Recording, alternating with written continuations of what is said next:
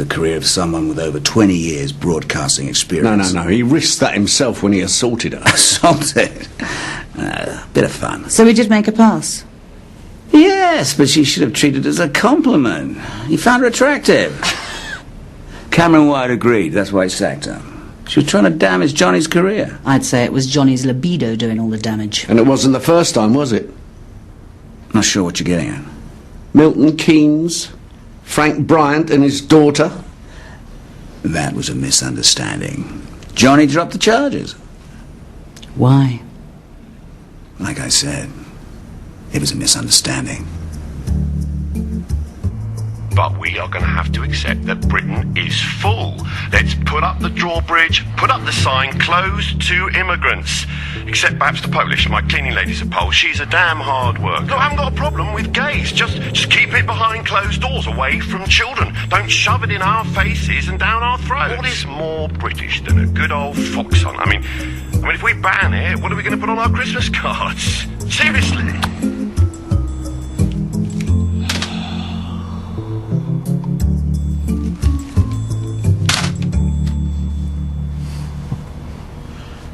Yes, well, he was quite opinionated. Well, he told it like it was. And, you know, to get a debate going, the lines would be jammed every night with calls, people desperate to get on his show. If only to call him a tosser and slam the phone down. And who was this Tarzan girl who kept calling? Tarzan girl?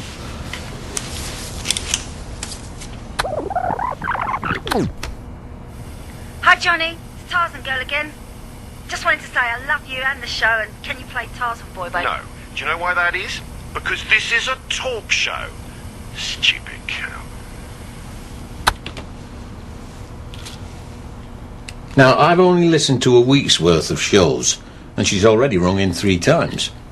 Oh, Johnny, you got a lot of nutters. I mean, that was all part of the fun. So, did you ever actually meet him? No. I went to one of his Radio 1 roadshows once. So, Jeremy, what else do you get up to? Not much. I've got the shop, obviously. Takes up most of my time. Have you actually had a customer today? Oh, well, it's always quiet on Tuesdays. It's Thursday.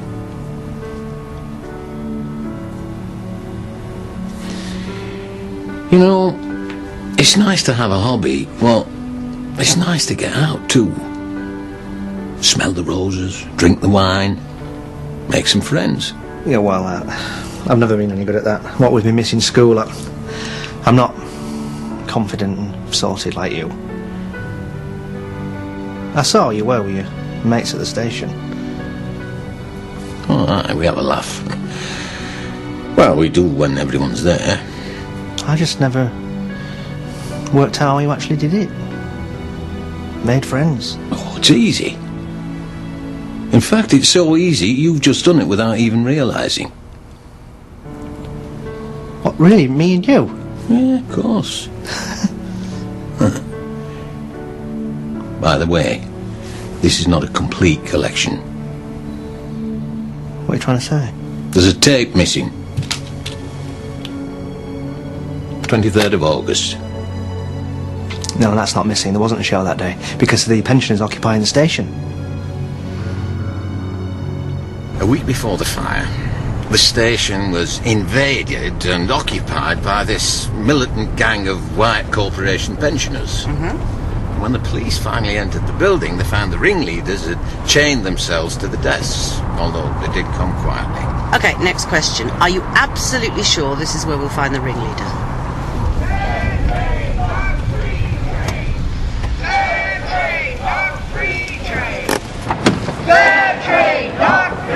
Thanks. Which one's Harriet Longthorne? She's just round the corner. Fair trade, not free trade! Fair trade, not free trade! Fair trade, There she is. She is. Harriet Longthorne. Yes, dear.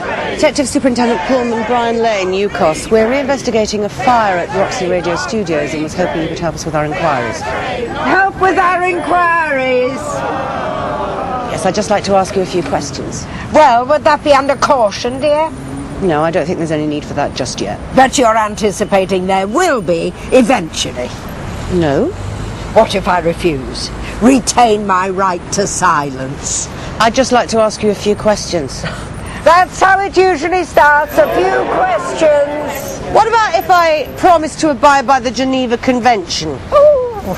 Now it's up to you. You can talk to us here or down at the station. I don't suppose any of you remember who has the keys.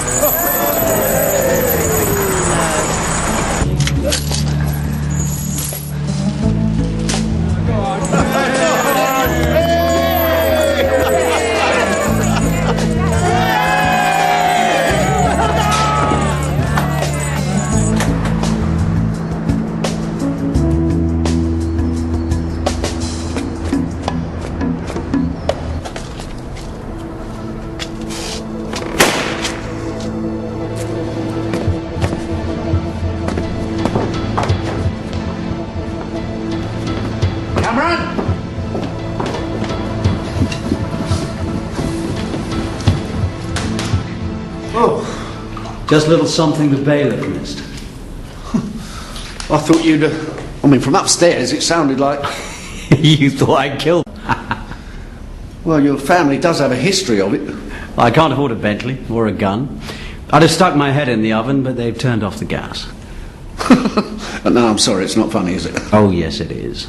In fact, I've done a lot more laughing since this whole thing kicked off. Really? Well, there's never any time before. I was on the corporate treadmill from the age of 16. I'd still be on it if it wasn't for Dad. You sound like you're glad that you got caught out. I am. Oh, I've been at it for years. Living to work, ignoring Gemma and the kids. Doing things I could never be proud of. Like ignoring Georgina Achebe's sexual harassment case. I didn't know anything about that. You refused to take her calls. I didn't want to be bothered with the problems of some tiny part of the business. Actually, the less time I spent in a room with Graham and Johnny, the better. Really? Johnny was a straightforward arsehole, which was why he was so good on the radio. Graham gave me the creeps.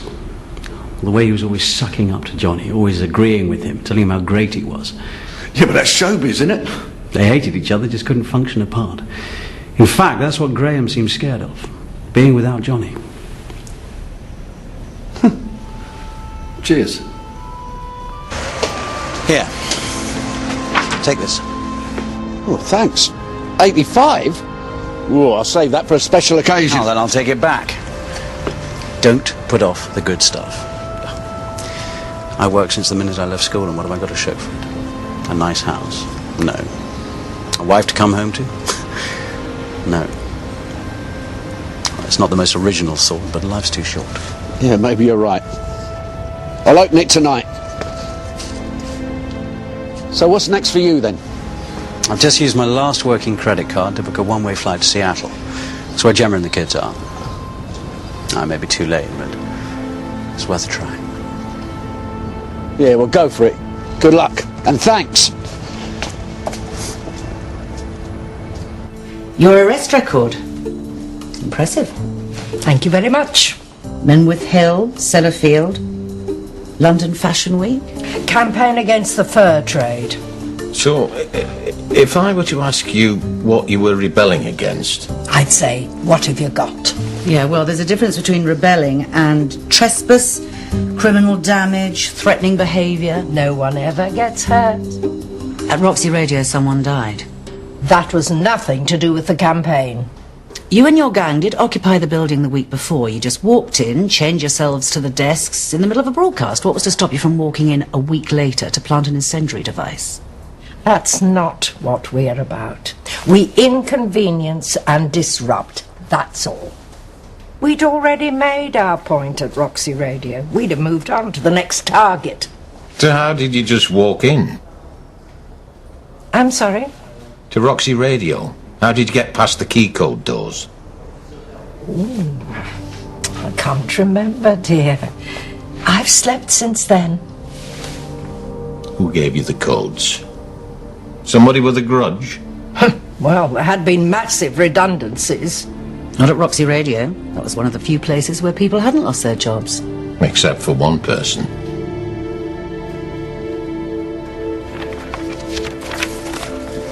I'm going to see Georgina Achebe, see how she feels about direct action. No, hold on, listen to this.